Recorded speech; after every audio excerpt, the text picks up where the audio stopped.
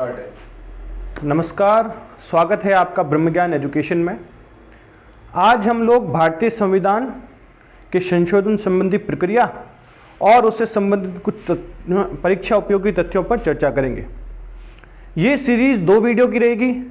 पहले में हम संविधान संशोधन की प्रक्रिया को समझेंगे और दूसरे वीडियो में जो कुछ ऐसे संविधान संशोधन जिनकी परीक्षा में पूछे जाने की फ्रीक्वेंसी बहुत ज़्यादा है उनके बारे में हम चर्चा करेंगे।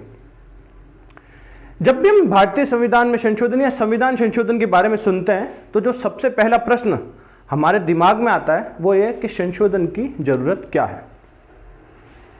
अब हर देश का जो समाज है वो समय के साथ में उसमें परिवर्तन होते हैं। परिवर्तन कौन से? सामाजिक, आर्थिक और राजनीतिक, सोशल, इकोनॉमिक और पॉलिटिकल चेंजेस आते रहते हैं। अब देश संविधान से चलता है तो जब समाज में बदलाव आ रहे हैं तो उनके अनुसार संविधान में भी बदलाव करने पड़ेंगे। तो वो जो बदलाव होते हैं वही हमारे संशोधन होता है।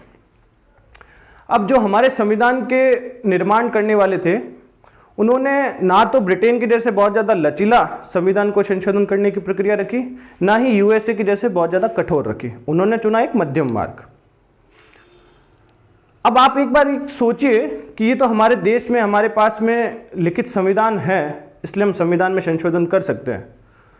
थोड़ा बहुत उन देशों के बारे में भी सोचिए जिनमें संविधान ही नहीं है। वहाँ अगर कोई समाज कहे कि हमें तो परिवर्तन चाहिए तो फिर उनके साथ तो सिर्फ वो धाएं डिचकें वाला ही व्यवहार किया जाता है। इसलिए जो भी हमारे संविधान निर्माण करने वाले लोग थे वो सभी के सभी हमारे लिए प्रातः स्मरणीय होने चाहिए। वो सभी के सभी हमारे राष्ट्र के महापुरुष हैं।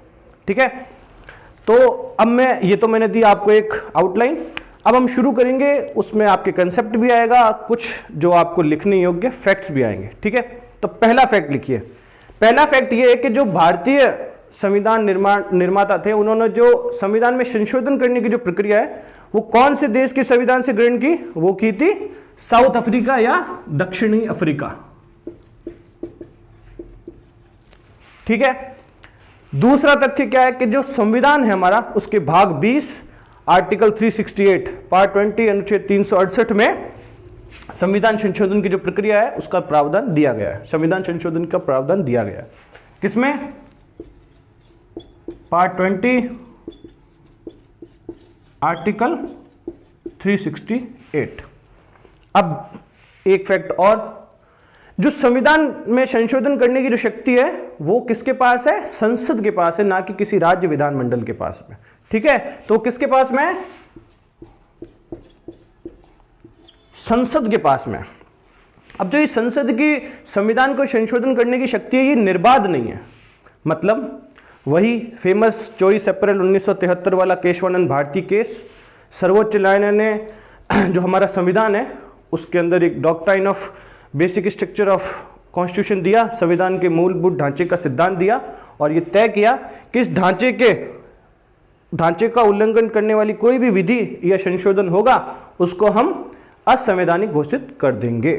ठीक है, तो वो फिर से याद रखना कि जो संसद की जो संविधान संशोधन की जो शक्ति है वो निर्बाध नहीं है। यहां तक तो हो गया कुछ आउटलाइन वाले फैक्ट्स।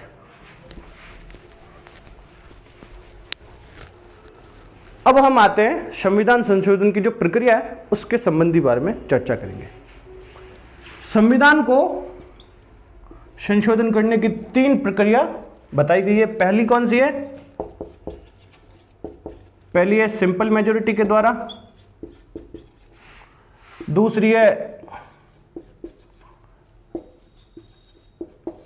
स्पेशल मेजॉरिटी के द्वारा और तीसरी है स्पेशल मेजॉरिटी प्लस 50% स्टेट्स की तरफ से रेटिफिकेशन या मतलब अनुसमर्थन। एक साधारण बहुमत के द्वारा, दूसरी विशेष बहुमत के द्वारा और तीसरी विशेष बहुमत साथ ही साथ 50 से ज्यादा राज्य विधानमंडलों के द्वारा अनुसमर्थन प्राप्त। अब सिंपल मेजॉरिटी और स्पेशल मेजॉरिटी ये शब्द आप जब सुन रहे हैं तो आपके मन में प्रश्न आना चाहिए, भाई ये है क्या? सिंपल मेजॉरिटी क्या होता है कि जब किसी भी, पहली तो बात, संसद के किसी सदन में रखेंगे इसको, क्योंकि संविधान संशोधन की जो शक्ति है वो संसद के पास है। तो संविधान संशोधन की शक्ति संसद के पास है, संसद के किसी सदन में रखी, और सिंपल मेजोरिटी उस सदन के केस में क्या होगा कि जो लोग उपस्थित है और जो मतदान कर रहे हैं उनका साधारण बहुमत, मतलब 200 लोग उपस्थित है, अब 200 का बहुमत क्या होगा 101। तो अगर 200 जने उपस्थित है, संविधान संशोधन का जो बिल रखा गया उसमें 101 लोगों ने अपना मत इसके समर्थन में दिया, तो ये बिल पास हो जाएगा। ये आर्टिकल 368 के स्कोप से ये वाला जो हिस्सा है ये बाहर है।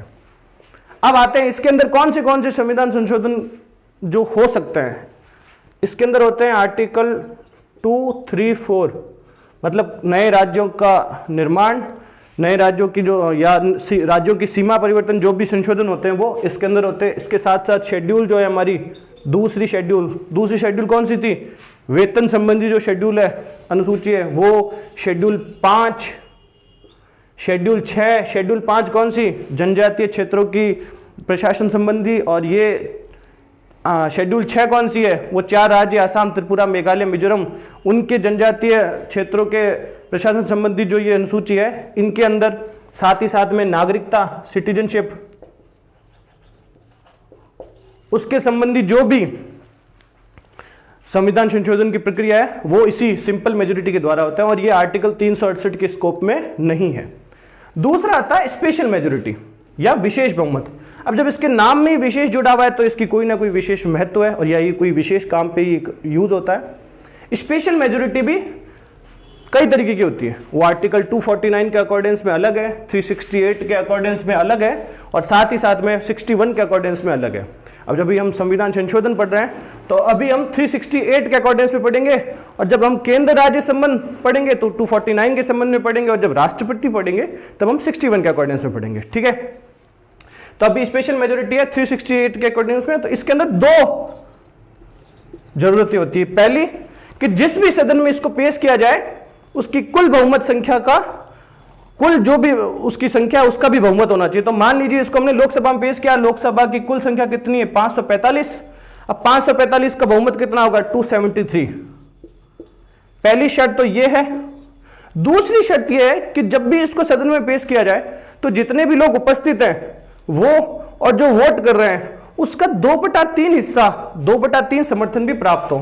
फॉर एग्जाम्पल एक दिन 545 की संख्या लोकसभा में, जब ये बिल पेश किया गया तो उस दिन 450 लोग आए और 450 लोगों ने इसको वोट किया, तब 450 का 2/3 कितना होगा, 450 का 2/3 होगा 300। तो उस दिन 300 वोट इसको प्राप्त होने चाहिए। तो अब जब 300 वोट प्राप्त हुए तो इसका 2/3 भी प्राप्त हो गया और ये 273 वाली कंडीशन भी फुलफिल हो गई। ऐसे करके हमने ये स्पेशल मेजोरिटी के द्वारा बिल पास कर दिया। अब इसमें कौन से विषय आते हैं, एक याद रखिएगा, सबसे ज्यादा जो संविधान संशोधन होते हैं वो इसी प्रक्रिया के थ्रू होते हैं। इसके अंदर हम एफआर्स देखते हैं, हमारे फंडामेंटल राइट या मौलिक अधिकार भाग 3, और डीपीएसपी भाग 4 राज्य के नीति निर्देश तत्व, directive principles of state policy, और उसके अलावा भी बहुत सारी चीजों का होता है, वो इसी प्रक्रिया के थ्रू होता है।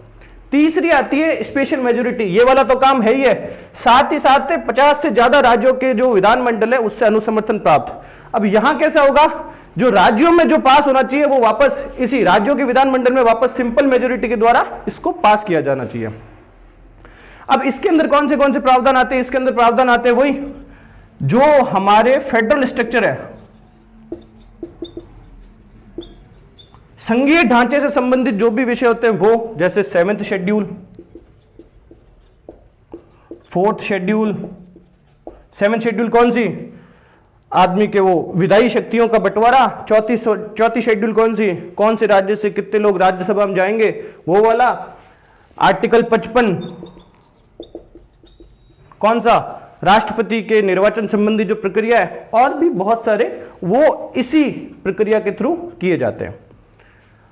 अब एक आपके फैक्ट और, संविधान संशोधन में ज्वाइंट सिटिंग की कोई प्रावधान नहीं है, ज्वाइंट सिटिंग की कोई प्रावधान नहीं है, संयुक्त बैठक का कोई भी प्रावधान नहीं है संविधान संशोधन के अंतर्गत। अब एक स्पेशल चीज आपको बता देता हूं, 24वें संविधान संशोधन 1971 के द्वारा राष्ट्रपति को ये जो संविधान संशोधन बिल है इसको अनुमति कंसेंट देने के लिए बाध्य कर दिया गया है। ठीक है, तो ये ध्यान रखिएगा। अब एक बार हम फिर से इसको रिवाइज कर लेते हैं। संविधान के भाग 20 आर्टिकल 368 में इसको दिया गया है। हमने संविधान संशोधन की जो प्रक्रिया है वो दक्षिण अफ्रीका के संविधान से ली है। संविधान संशोधन करने की शक्ति संसद के पास में है। संसद के पास भी हम अगर वो भी निर्बाध नहीं है उसका भी जुडिशियल रिव्यू हो सकता है। वही केशवानंद भारती केस 1973। संविधान संशोधन करने की 3 प्रक्रिया है, सिंपल मेजोरिटी, स्पेशल मेजोरिटी और स्पेशल मेजोरिटी प्लस 50% से ज्यादा राज्यों का रेटिफिकेशन। सिंपल मेजोरिटी वो 368 की स्कोप में नहीं आती है। स्पेशल मेजोरिटी के अंदर जो पहला प्रावधान है उसमें हम FR और DPSP करते हैं। इसके अंदर 2 चीजें होती है, एक किसी भी सदन में रख रहे हैं उसका बहुमत, साथ ही साथ में जब लोग उपस्थित है और वोट कर रहे हैं उनका 2/3 से ज्यादा समर्थन प्राप्त होना चाहिए। तीसरे के अंदर कौन से होते हैं, स्पेशल मेजोरिटी, साथ ही 50% से ज्यादा राज्यों का अनुसमर्थन प्राप्त होना चाहिए। उसके अंदर हम कौन सी करते हैं, वो जो सारे फेडरल स्ट्रक्चर संघीय ढांचे से संबंधित होते हैं, या साथ ही साथ में जो उसके एग्जाम्पल कौन से हैं, 7 शेड्यूल, 4 शेड्यूल या आर्टिकल 55 जो कि कौन सा है, हमारे राष्ट्रपति की निर्वाचन प्रक्रिया से संबंधित है। एक स्पेशल पॉइंट कौन सा है कि संविधान संशोधन की प्रक्रिया में जॉइंट सिटिंग नहीं होती है, और साथ ही साथ राष्ट्रपति इस बिल को अपना समर्थन देने के लिए बाध्य है। कौन से संविधान संशोधन के द्वारा, 24वें संविधान संशोधन 1971 के द्वारा। ठीक है, दूसरी वीडियो में हम जो भी इंपॉर्टेंट अब तक ऐसे संविधान संशोधन जिनके एग्जाम्स में पूछे जाने की फ्रीक्वेंसी ज्यादा है उनके बारे में चर्चा करेंगे। ठीक है, इस वीडियो से जो 11th पॉलिटिकल साइंस का विद्यार्थी वो साथ ही साथ वो हर एस्पिरेंट जिसको इंडियन कॉन्स्टिट्यूशन में ये हिस्सा जिसके एग्जाम में आ रहा है उसके लिए कंसेप्चुअल लेवल पर और फैक्ट बेस्ड दोनों में काम आएगा। ठीक है, धन्यवाद, जुड़े रहिए ब्रह्म ज्ञान एजुकेशन के साथ में। हम आगे भी ऐसा ही क्वालिटी बेस्ड मटेरियल कंसेप्ट से लेकर के एडवांस लेवल तक आपके साथ शेयर करते रहेंगे। Thank you.